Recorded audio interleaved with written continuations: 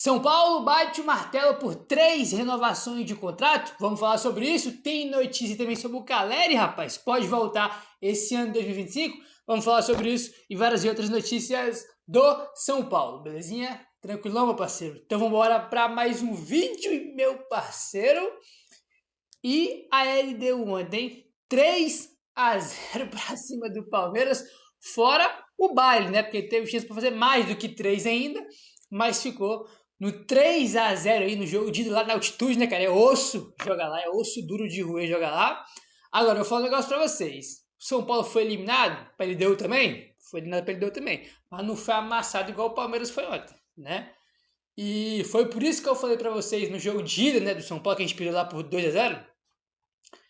Foi por isso que eu falei, ó, a estratégia do Crespo deu certo. O São Paulo fez uma coisa contra ele deu na altitude, que é raríssimo, que é você desacelerar o jogo, não deixar os caras ficar com a posse de bola, né? O São Paulo teve mais posse, teve o controle do jogo, teve mais chance, propôs mais o jogo ali, né, cara? Tipo assim, a gente foi eliminado, é verdade, mas foi eliminado por, tipo assim, por erros individuais, né? O Crespo entrou com a estratégia de ter um time com mais posse de bola, né, cara? De tirar o volume da LDU e deu certo. Isso deu certo. Agora, o Pablo Maio Ferraz entrega o gol, né? Tem um cruzamento na área, o Cédric não acompanha, fica vendo o cara invadir a pequena área e chutar. Aí o Luciano tem 15 chances de gol, perde todas, né, irmão? Aí não tem milagre, né?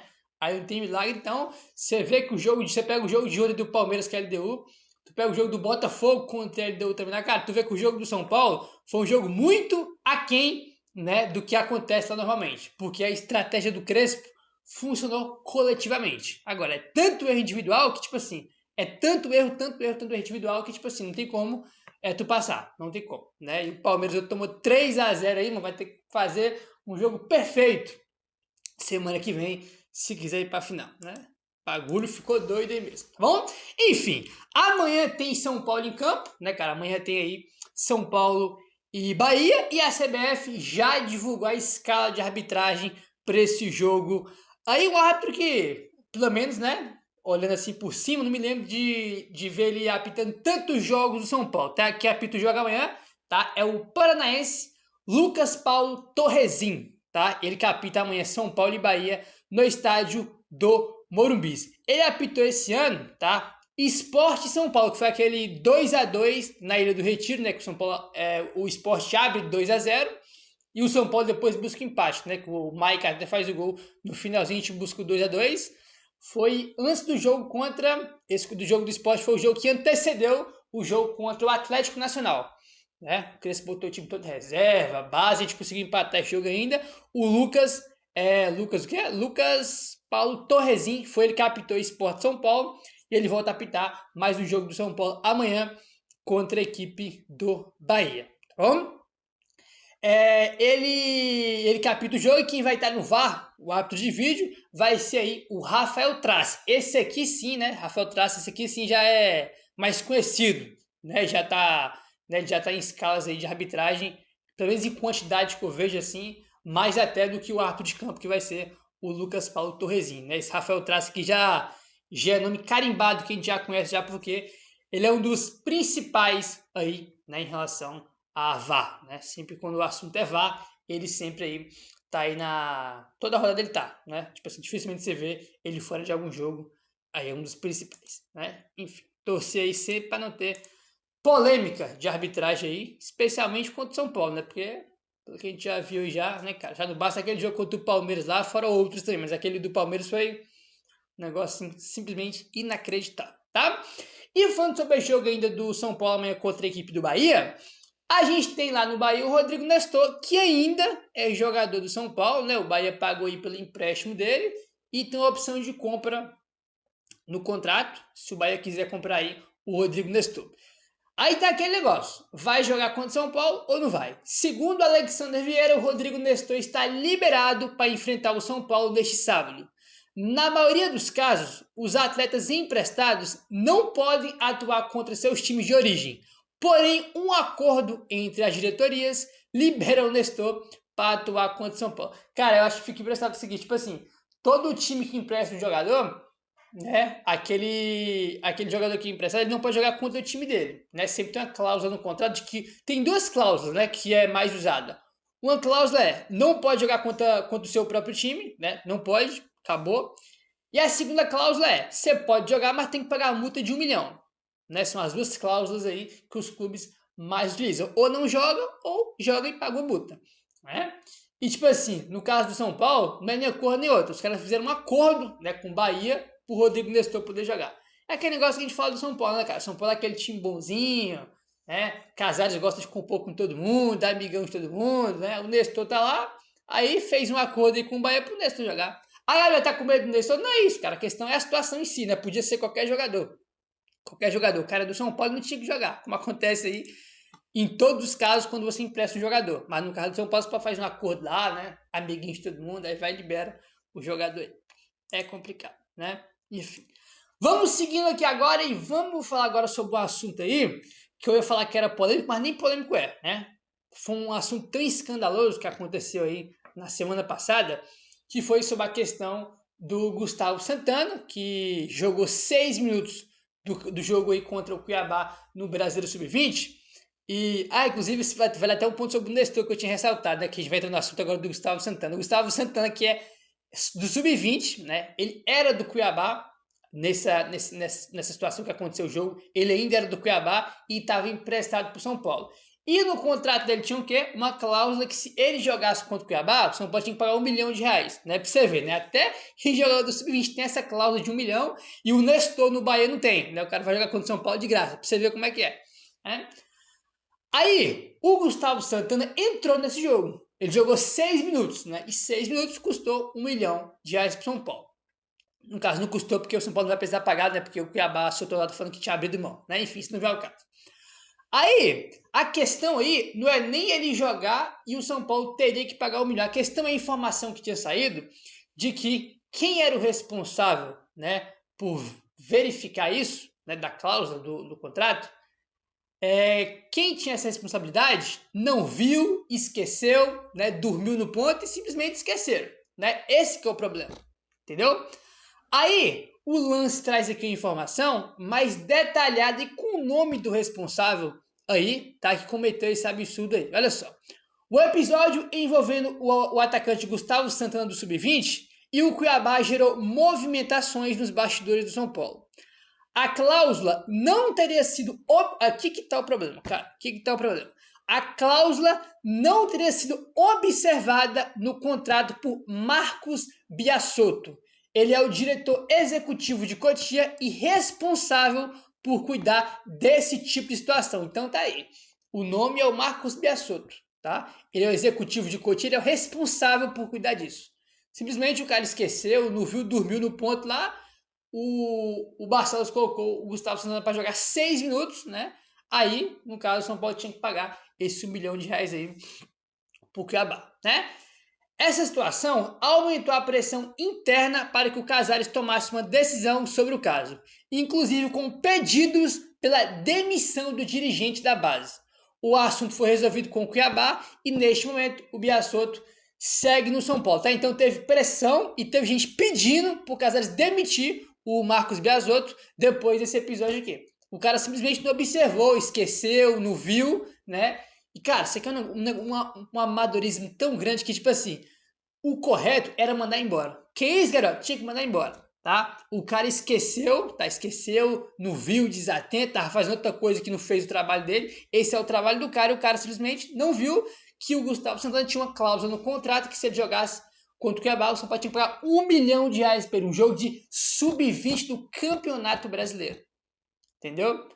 E o cara simplesmente não viu, não observou, né? Então, Marcos Biasotto é o responsável por esse escândalo que aconteceu, um negócio que eu nunca vi na minha vida, né? Tipo assim, o cara não dormiu, esqueceu, né? Aí toma aí prejuízo de R$1 milhão pro São Paulo, né? Que depois não precisa ser pago, mas não tira e não anula o erro que aconteceu. Tinha que mandar embora, a verdade é essa, né? Como teve pressão no São Paulo por causa de mandar embora, mas o São Paulo se resolveu com o Cuiabá, o São Paulo, no caso, comprou o Gustavo Santana por R$700 mil, que era a opção de compra no contrato, e a multa que era de R$1 milhão, né, que a multa é maior do que o preço do jogador, pra você ver como é que é, isso é curioso. Aí o próprio Cuiabá fez o anúncio, né, que o São Paulo tinha comprado o jogador e que o Cuiabá tinha abrido mão dessa multa, aí acabou que o São Paulo aí, né, manteve o Biasotto aí. Meu, isso aqui é um negócio escandaloso. Cara, olha, sinceramente, a questão, mano, não é nem a multa, o moleque ter jogado. A questão é o responsável por isso simplesmente não observou. O cara tava fazendo qualquer outra coisa que não fosse a função, né, dele, que era observar esse tipo de coisa. Aí, a gente tava falando antes desse assunto aqui sobre o Nestor, né? Pra você ver como é que é, né? O jogador da base que veio do Cuiabá, tá? Do Cuiabá, tinha uma cláusula que se ele jogasse contra o Cuiabá tinha que pagar R$1 milhão. Isso tem nas categorias de base. E no caso do São Paulo simplesmente liberou o Nestor para jogar contra o São Paulo. Né? Tipo assim. É o que eu falo para vocês. São Paulo é o bonzinho de tudo. O bonzinho é o São Paulo. Entendeu? É impressionante. Aí. Enfim. Vamos seguindo aqui agora e vamos mudar de assunto e bora falar aí sobre Jonathan Calleri. Porque o Calleri tá cada vez mais aí próximo de retorno. Né? Toda hora sai informação que ele avançou na recuperação dele. A última informação foi que ele iniciou a transição, né, para o campo. A tendência é que ele não volte ainda esse ano. Segundo a ESPN, Jonathan Calleri não deve voltar a jogar em 2025. O São Paulo planeja seguir o cronograma estipulado anteriormente, para ter o atacante apenas na próxima temporada. A única chance de mudança é se a volta do argentino fosse algo imprescindível. Por exemplo, se o São Paulo necessitasse dos últimos jogos ainda para garantir uma vaga na Libertadores. E o Crespo não conta com outros jogadores para essa posição. Não está descartado que ele seja utilizado, tá? Então, assim, ele está evoluindo bem. A tendência ainda é seguir o cronograma que ele volta só ano que vem. Mas caso chegue ali nas últimas rodadas do Brasileirão, o São Paulo esteja ali brigando, né, por uma vaga na Libertadores, pode ser que ele seja utilizado. Só que assim, cara, a minha questão com esse tipo de coisa é o seguinte. O Calleri não joga desde quando? Tem quantos meses que o Calleri não joga? O Calleri se machucou no jogo contra o Botafogo, no Newton Santos, se eu não me engano, foi na quarta ou foi na quinta rodada do Brasileirão. Tipo assim, tem muito tempo. Ele se machucou no começo do Brasileirão. Ele tá chegando na reta final já. Ainda faltam 9 jogos para acabar. Então, tipo assim, o cara ficou tanto tempo fora, mas tanto tempo fora, que tipo assim, eu não sei se, nossa, falta 3 jogos para acabar o ano, vamos pôr o Calleri para ajudar pra gente buscar uma vaga na Libertadores. Qual utilidade o Calleri vai ter? Vocês estão vendo o Lucas, por exemplo, né? Ah, não, com o Lucas não joga nada, só que, cara, o Lucas estava 5, 6 meses fora. É óbvio que os primeiros jogos dele, quando voltasse, seria muito abaixo em todos os aspectos, tanto técnico quanto físico. Calleri é a mesma coisa, vai voltar mal pra caramba, lento, tecnicamente vai estar muito mal, porque é normal. O cara tá meses e meses fora e vindo de uma cirurgia, né? Então, tipo assim, eu não sei até que ponto seria útil ter ele, até que ponto ele agregaria ao time. A questão é que a gente não tem nenhum centroavante. Todos estão fora. Calleri tá fora, Rian tá fora, André tá fora e agora o Dineno. Tipo assim, a gente não tem centroavante mais. Eu acho, cara, na minha opinião, que em nenhum cenário ele tinha que voltar. Porque falta poucos jogos para acabar a temporada. Nem sei se o São Paulo vai chegar na reta final nos últimos jogos do Brasileiro, brigando por vaga na Libertadores, né? Do jeito que o time tá jogando aí, né? Capaz de estar, né? Enfim. Então, tipo assim, acho que, na minha opinião, em nenhum cenário ele tinha que voltar, tá? Porque ele vai voltar que nem o Lucas, mal fisicamente, mal tecnicamente, que é coisa normal, tá? É igual o Lucas agora, super normal. O cara ficou 6 meses fora, né? Então, tipo assim, não sei se o Calleri vai voltar do dia pra noite, né, cara? Do dia pra noite que eu falo no sentido, nossa, falta 3 jogos pra acabar, vamos botar ele pra jogar pra ajudar a gente. Não sei se ele vai ajudar, né? O Lucas é a prova disso. Tipo assim, o que o Lucas agregou desde que ele voltou contra a LDU, por exemplo? Muito pouco, né? Muito pouco porque é natural. Então, tipo assim, acho que nenhum cenário aí eu colocaria o Calleri pra jogar. Já tá acabando o ano mesmo, né? Faltam 9 jogos pra acabar o ano. Aí uma dessa aí o cara volta, se machuca de novo, agrava mais ainda. Então, tipo assim, deixa ele para 2026 mesmo. Na minha opinião, é o melhor aí a se fazer, né? Mas tem uma pequena chance dele voltar esse ano. Enfim. Vamos seguindo agora e bora falar sobre renovações, tá? De contrato aí de 3 jogadores aí do São Paulo. Comentamos aqui outra informação que o André não trouxe, né? Que o São Paulo, semana que vem, tem uma reunião para iniciar o planejamento para 2026. E temos aí também renovações, né, cara? Tem saída de jogador, chegada de jogador, o que precisa. E um dos temas que vai estar no planejamento, né? Vai ser discutido esse planejamento aí, é renovações de alguns jogadores, né? E tem um deles aí que gera polêmica, que é o Luiz Gustavo, que ficou um tempão, né, cara? Boa parte da temporada também ficou fora, tem um salário alto, idade alta, então é um jogador aí que tem gente que não quer que ele fique mais por essas circunstâncias, tá? Vamos lá, ó. ESPN. Análise do elenco do São Paulo envolvendo saídas e permanências e também renovações vai ser um dos temas um dos temas da reunião que acontece na próxima semana no São Paulo. Um dos casos é o do Luiz Gustavo, que é bem avaliado internamente. A expectativa é de que aconteça uma conversa com o jogador para entender a ideia sobre o futuro. Tá? Então vai ter uma conversa com o Luiz Gustavo.